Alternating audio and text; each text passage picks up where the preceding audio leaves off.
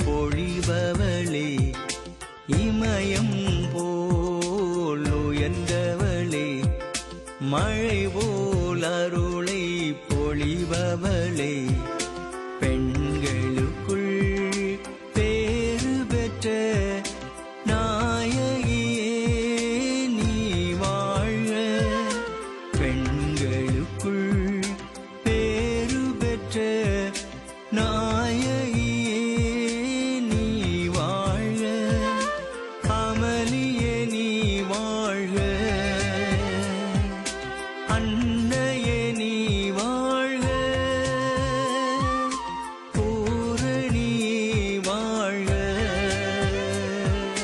மாதா நீ வாழ்க.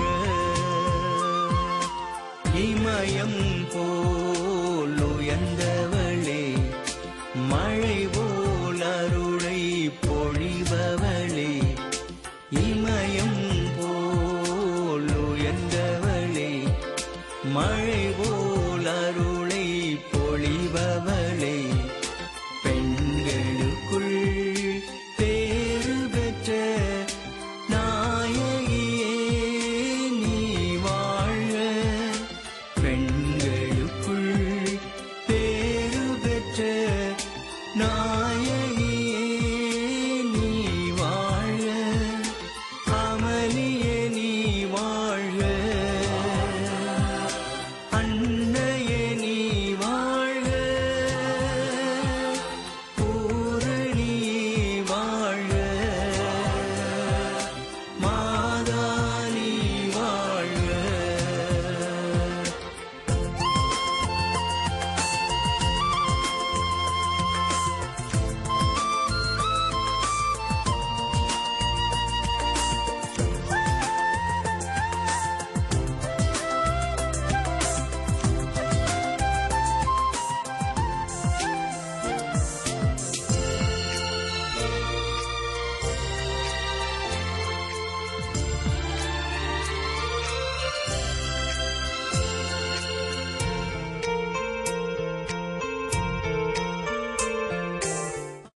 அன்புக்குரியவர்களே, இந்த டிவி வழியாக இன்று சந்திப்பதில் பெருமகிழ்ச்சி அடைகின்றேன்.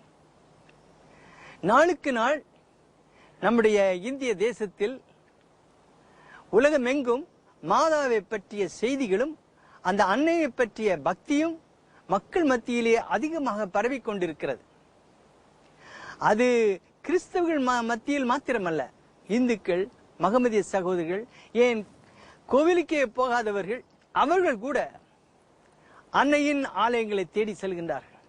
ஒரு தாய்மை, அந்த தாய்மையின் தூய்மை, அவளிடத்தில் முகத்திலே காணக்கூடிய ஒரு பரிவு, பாசம், இதை நினைத்து இன்றைக்கு உலக மக்கள் அந்த அன்னையை நாடி தேடி போகின்றார்கள். ஏனென்று சொல்ல போனால் இந்த உலகத்திலே மனிதர்களுக்கு மத்தியில் சமாதானம் இல்லை.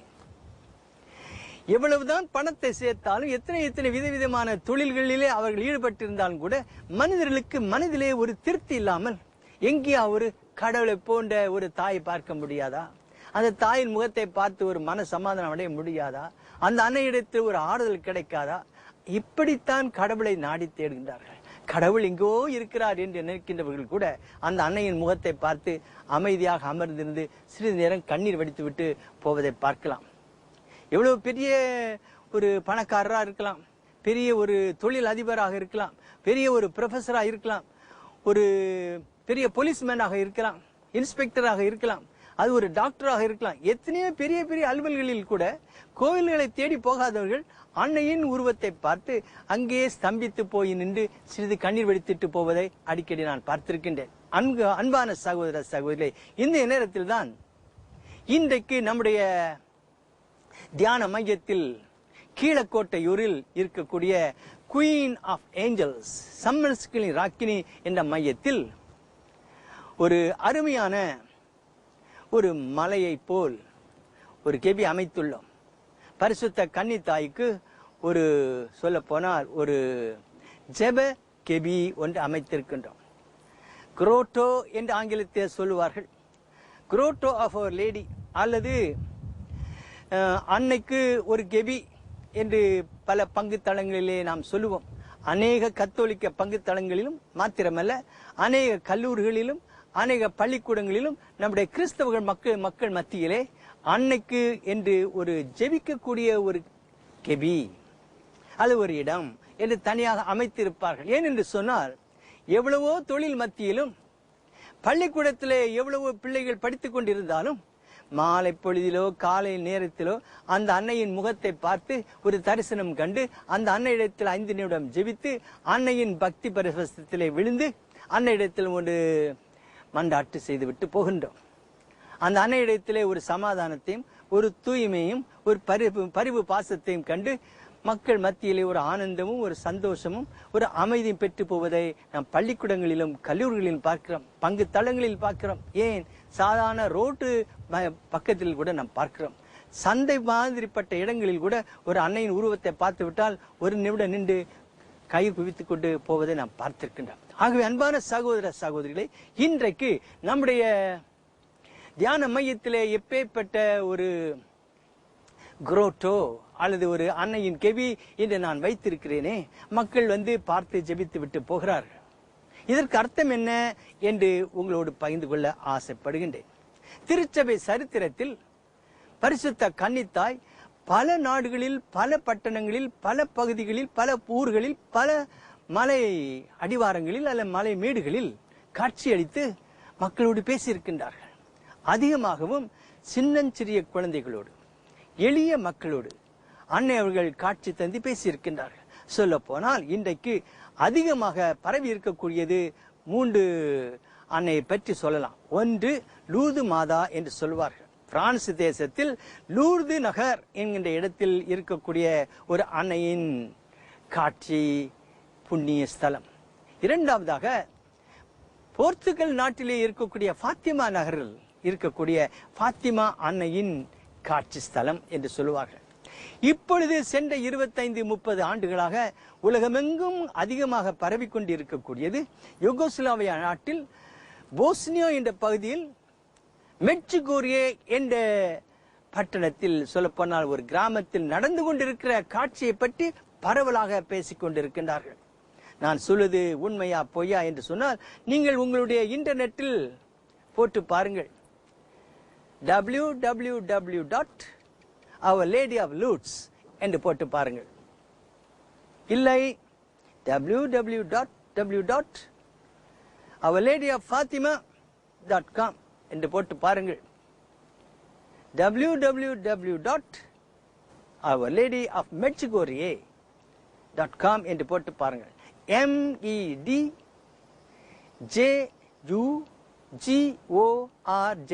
மெட்ஜுகோரியே. அது கொஞ்சம் வித்தியாசமான ஒரு மொழி, குரோவாசிய மொழி. அதை நீங்கள் போட்டு பார்க்கலாம். எப்படி இன்றைக்கு பரவலாக இந்த செய்திகள் உலகமெங்கும் வெப்சைட் வழியாக பரவிக்கொண்டிருக்கிறது என்று போட்டு பாருங்கள். அது இந்துக்கள் என்றோ கிறிஸ்தவர்கள் என்றோ கடவுளையே நம்பாதவர்கள் என்ற வித்தியாசம் இல்லை.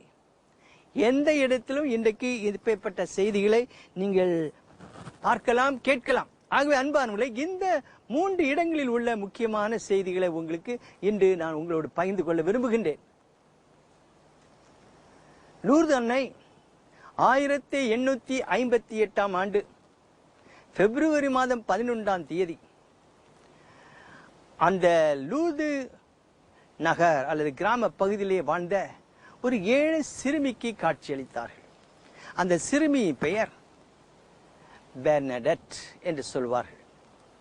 இன்று கத்தோலிக்க திருச்சபையில் அந்த பிள்ளையை ஒரு புனிதவதி என்று நினைத்து அவளுக்கு மரியாதை செலுத்துகின்றார்கள். அந்த பெர்னடெட் என்கின்ற சிறுமி அன்னை அவர்கள் காட்சி தரும் பொழுது அவளுக்கு வயது 13 வயது நிரம்பிய ஒரு சிறிய பிள்ளை, ஆடு மேய்க்கக்கூடிய ஒரு பிள்ளை, மாத்திரமல்ல மிகவும் ஏழையான ஒரு குடும்பத்தில் உள்ளது. அவளுடைய தகப்பன் தாய் அன்றாட வேலை செய்து வயிற்றை கழித்தவர்கள். அவளோடு பேசிய அன்னை ஒரு சரித்திரம். அந்த இடத்தில் தான் அன்னை அவர்கள் சொன்ன ஒரு வார்த்தை, I am the Immaculate Conception என்று. அதாவது நாமே அமல உற்பவம் என்ற அன்னையின் மாசற்ற தன்மையை வெளிப்படுத்தியதாக திருச்சபையில் உள்ள மக்கள் நம்பி அதை வழிபடுகின்றார்கள். அப்படி ஒன்று. இரண்டாவதாக 1917 ஆண்டு மே மாதம் 13 போர்ச்சுகல் நாட்டில் அந்த பாத்திமா என்கின்ற சிறிய கிராமத்தில் நடந்த காட்சி. அங்கே மாதா அந்த சிறுமிகளுக்கு காட்சி கொடுத்தார். அங்கே ஒரு சிறுமி அல்ல, 2 சிறுமிகளும் ஒரு சிறுவனும். எல்லாத்திலும் வயதில் முதிர்ந்த சிறுமிக்கு 10 வயது. அவளுடைய பெயர் லூசியா என்று சொல்வார்கள். அதற்கு அடுத்தாற்போல் ஒரு சிறுவன், அவனுக்கு பெயர் பிரான்செஸ்கோ. அவனுக்கு அப்பொழுது 8 வயது. எல்லாத்திலும் இளைய சிறுமி, அவளுக்கு 6 வயது. அவளுக்கு பெயர் ஜெசிந்தா. ஆகவே இந்த 3 குழந்தைகளுக்கு மாதா காட்சியளித்தார்கள். அந்த காட்சியின் பொழுது அன்னை அவர்களுக்கு சொன்ன செய்தி இன்று பரவலாக பரவி கொண்டிருக்கிறது. அவர்களைத்தான் அவர் லேடி ஆஃப் லூர்ட்ஸ் அல்லது பாத்திமா மாதா என்று சொல்வார்கள். இது தவிர இப்பொழுது சென்ற பல ஆண்டுகளாக 1981 வருஷத்திலிருந்து ஜூன் மாதம் 24 ஸ்நாபக அருளப்படை திருவிழா என்று சொல்லுவார்கள் கத்தோலிக்கர்கள். ஆகவே அந்த நாளிலிருந்து இன்று வரைக்கும் கிட்டத்தட்ட 32-33 ஆண்டுகளாக அன்னை அவர்கள் தொடர்ந்து 6 சிறுவர் சிறுமிகளுக்கு காட்சியளித்துக் கொண்டிருக்கிறார்கள். அந்த சிறுவர் சிறுமிகள் என்று சொன்னேனே, இளைஞர்கள், இளம் பிள்ளைகள் என்று சொல்கிறேன். அவர்கள் இன்றைக்கு ஓரளவு அடல்ட்ஸ் என்று சொல்லக்கூடிய நிலையில் ஆகிவிட்டார்கள். அன்னை அவர்கள் 1981 ஆண்டு காட்சி தருகின்ற பொழுது காட்சியிலே பங்கு பெற்ற 6 பேர், 2 பேர் இளைஞர்கள், 4 பேர் இளம் பிள்ளைகள். அந்த இளம் பையன்களுக்கு பெயர், எல்லாத்திலும் இளையவன் 11 வயது யாக்கோவ். அவரை விடவும் ஒரு சில வயதுகள் முதிர்ந்த 17 வயது உடைய ஒருவன் வாலிப பையன், அவனுக்கு பேர் ஈவான். இன்னும் 4 பெண் பிள்ளைகள். அதில் 13 வயது நிரம்பிய இவாங்கா 1, 15 வயது நிரம்பிய மிரியானா 2, 16 வயது நிரம்பிய 2 பிள்ளைகள், ஒன்று மரியா, இன்னொன்று பிட்ஸ்கா. ஆகவே 6 பேர். அன்பான சகோதர சகோதரிகளை, இந்த 3 காட்சிகளை பற்றியும் அன்னையின் செய்திகளை பற்றியும் தியானித்து பார்த்தால் திரும்ப திரும்ப அன்னையின் முக்கியமான சில காரியங்கள் வெளிப்படும். இன்றைக்கு கத்தோலிக்கர்கள் மத்தியில் மாத்திரமல்ல, இந்துக்கள் கூட எங்கேயாவது மாதா கோவில் இருக்கிறதா என்று தேடி போகின்றார்கள். ஏன் தமிழகத்தில் சொல்ல போனால் வேளாங்கண்ணி அன்னை அது மிகவும் பிரசித்தி பெற்றது. வட நாடுகளிலிருந்தும் மாத்திரமல்ல வெளிநாடுகளிலிருந்தும் அநேக மக்கள் நம்முடைய வேளாங்கண்ணி அன்னையை தேடி வருகின்றார்கள். அங்கே அன்னை அவர்கள் ஒரு இந்து சகோதரனுக்கு காட்சியளித்ததாக ஒரு பாரம்பரியம் உண்டு, சரித்திரம் உண்டு. இதே போலத்தான் அன்பானவர்களே, இன்றைக்கு இந்த 3 இடங்களை பற்றி சொன்னேனே, லூர்து நாயகி அல்ல லூர்து மாதா, பாத்திமா மாதா, மெச்சுக்கோரிய மாதா. இந்த 3 மாதா ஏன் சொல்ல போனால் நம்முடைய வேளாங்கண்ணி மாதாவை எடுத்துக்கொள்ளும். ஏன் உலகத்தில் எந்த திசையில் மாதா காட்சி கொடுக்கிறதாக தான் எடுத்து வைத்துக் கொள்வோம். கரபாண்டில் ஸ்பெயின் தேசத்தில், குவாதலூப்பே மெக்சிகோ நாட்டில் வைத்துக் கொள்ளுங்கள், அல்லது பிரான்ஸ் தேசத்தில் இருக்கக்கூடிய லாசெலட் எடுத்துக்கொள்ளுங்கள், இத்தாலி நாட்டில் இருக்கிற லொரெட்டோ எடுத்துக்கொள்ளுங்கள், தென்கொரியாவில் இருக்கக்கூடிய நாஜு எடுத்துக்கொள்ளுங்கள். பல பல இடங்களில் அன்னை அவர்கள் காட்சி கொடுத்து இளைஞர்களோடோ இளம் பிள்ளைகளோடோ எளியவர்களோடோ ஒரு செய்தி கொடுக்கிறார்கள் என்று சொன்னால், அத்தனை செய்தியிலும் முக்கியமான சில கருத்துக்களை நாம் படித்து பார்ப்போம். ஆனால் அத்தனையுமே சொல்ல போனால் கிறிஸ்தவர்களுடைய பைபிளில் உள்ள கருத்துக்களை ஒற்றித்தான் இருக்கும். கடவுள் ஒருவர் உண்டு, முக்கியமானது. அந்த கடவுள் மனிதனாக மனிதர்கள் மத்தியிலே வந்தார். 2, அந்த கடவுள் மனிதனுக்காக பாடுகள் பட்டார், ரத்தம் சிந்தினார், பாவத்தை மன்னித்தார் என்கின்ற செய்தி வரும். இதனால் மனிதர்கள் கடவுளை நம்ப வேண்டும், பாவத்துக்கு பரிகாரம் தேட வேண்டும், பாவத்துக்கு மன்னிப்பு கேட்க வேண்டும், பாவத்தை விட்டு விட்டு ஒரு பரிசுத்தமான தெய்வீக பார்வையிலே பார்க்க வேண்டும், நடக்க வேண்டும் என்ற செய்தி மாத்திரமல்ல, மனிதனுடைய வாழ்க்கை இந்த உலகத்தோடு முடிந்து விடுவதில்லை. ஒருவன் 50 ஆண்டுகள் வாழலாம், 80 ஆண்டுகள் வாழலாம், 100 ஆண்டுகள் வாழலாம், ஏன் அதற்கு மேலும் வாழலாம். ஆனால் மனிதனுடைய வாழ்க்கை இந்த பூமியின் வாழ்க்கையோடு நிற்பதில்லை. இந்த வாழ்க்கை, இந்த உலகம், இது அநித்தியமானது. ஆனால் மனிதனுக்கு ஒரு நித்திய வாழ்வு என்று ஒன்று உண்டு. இந்த பூமியின் வாழ்க்கைக்கு அடுத்தா போல் சொல்ல போனால் you have an eternal life, ஒரு நித்தியமான வாழ்க்கை உண்டு. ஆகவே நீ யாராகவும் இருக்கலாம், பணக்காரனோ ஏழையோ, படித்தவனோ படிக்காதவனோ, சிறுவனோ பெரியவனோ. ஆனால் மனிதன் என்று இந்த உலகத்தில் பிறக்கிறான் என்று சொன்னால் அவனுக்கு இந்த மனித வாழ்க்கை முடிவு என்பது இல்லை. முடிவற்ற ஒரு வாழ்க்கையில் நீ வருவாய். உன்னுடைய இறப்பு என்பது முடிவு அல்ல, இறப்பு உன் இன்னொரு புதிய வாழ்வின் அது ஒரு தொடக்கம். ஒரு புது வாழ்க்கையின் தொடக்கமே உன்னுடைய சாவு என்பது இந்த கத்தோலிக்க திருச்சபை, சொல்லப்போனால் கிறிஸ்தவ சமுதாயத்தின் அடிப்படை கொள்கையாகும். இந்த உலகதான் எல்லாம் என்று சொல்வது கிறிஸ்தவ கொள்கையின் அடிப்படை அல்ல. கிறிஸ்தவ கொள்கையின் அடிப்படையே மனிதர்கள் இந்த உலகத்தில் கொஞ்ச நாட்கள் வாழ்கின்றார்கள். சொல்ல போனால் இந்த உலக வாழ்க்கை ஒரு வாடகை வீடு. இந்த வாழ்க்கைக்கு பிறகு நித்தியமான முடிவற்ற ஒரு வாழ்க்கை உண்டு. அதை சொல்லத்தான் இந்த பரிசுத்த கன்னித்தாய் பல இடங்களிலும் திரும்பி திரும்பி காட்சியளித்து மனிதர்களை அழைக்கின்றார்கள். மெக்சிகோரிய நகரில் உதாரணமா வைத்துக் கொள்ளுங்கள். 1981 ஆண்டிலிருந்து பரிசுத்த கன்னித்தாய் அந்த 6 இளைஞர் இளம் பிள்ளைகளுக்கு காட்சியளித்துக் கொண்டிருக்கின்ற பொழுது முதல் வாரத்திலே அந்த இளைஞர்கள் அந்த அன்னையிடத்திலே ஒரு கேள்வி கேட்டார்கள். அம்மா, எதற்காக எங்களை தேடி வருகின்றீர்கள்? எதற்காக இந்த பூமிக்கு எங்களை தேடி வருகின்றீர்கள் என்று கேட்டதற்கு அந்த அன்னை சொன்ன முக்கியமான ஒரு வார்த்தை, என் குழந்தைகளே, கடவுள் ஒருவர் இருக்கிறார் என்று சொல்லுவதற்காக வந்தேன். There is God, கடவுள் ஒரு இருக்கின்றார், இதை உங்களுக்கு சொல்லி உணர்த்துவதற்காக வந்திருக்கிறேன் என்று அந்த தாய் சொல்லி போகின்றார்கள். மாத்திரமல்ல, இன்றைக்கு இந்த 3 பட்டணத்திலும் அன்னை திரும்ப திரும்ப கொடுக்கக்கூடிய செய்திகளை சுருக்கி சொல்ல போனால், அன்பானவர்களே, ஒரு சில முக்கியமான பாயிண்ட்களை, முக்கியமான அடிப்படை உண்மைகளை உங்களுக்கு சொல்லிவிட்டு போகின்றேன். அன்னையின் செய்தி, கடவுள் ஒருவர் உண்டு என்பது மாத்திரமல்ல, கடவுள் மனிதனாக பிறந்திருக்கின்றார். அவரை நோக்கி நாம் செல்ல வேண்டும். அதுவே நம்முடைய நித்திய வாழ்க்கை.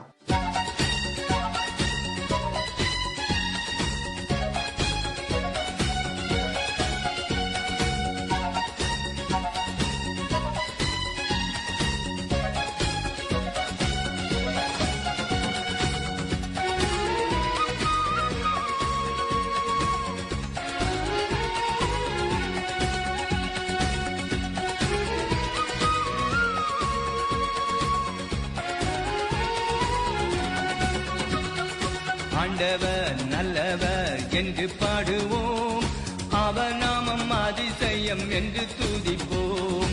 ஆண்டவர் நல்லவர் என்று பாடுவோம், அவர் நாமம் அதிசயம் என்று துதிப்போம்.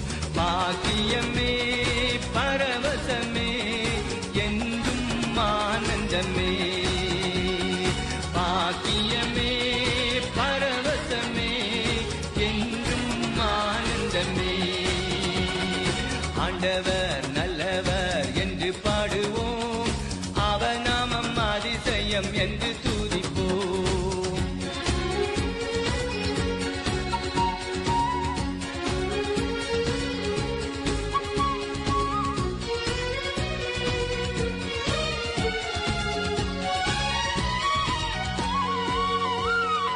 எளிமை மனத்தோர் பேறு பெற்றோர், விண்ணக அரசு அவர்களதே.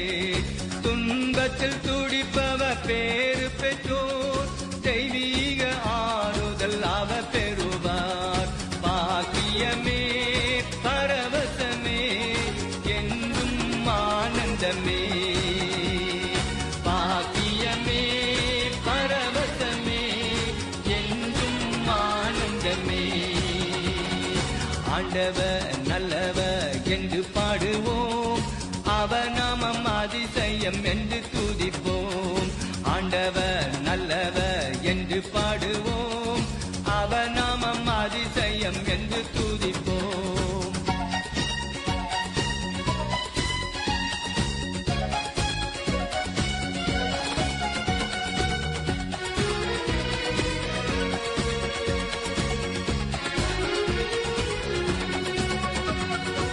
இரக்கம் உடையோர் பேறு பெற்றோர், ஆண்டவர் இரக்கம் அவர் பெறுவார். தூய்மை உள்ளத்தோர் பேர்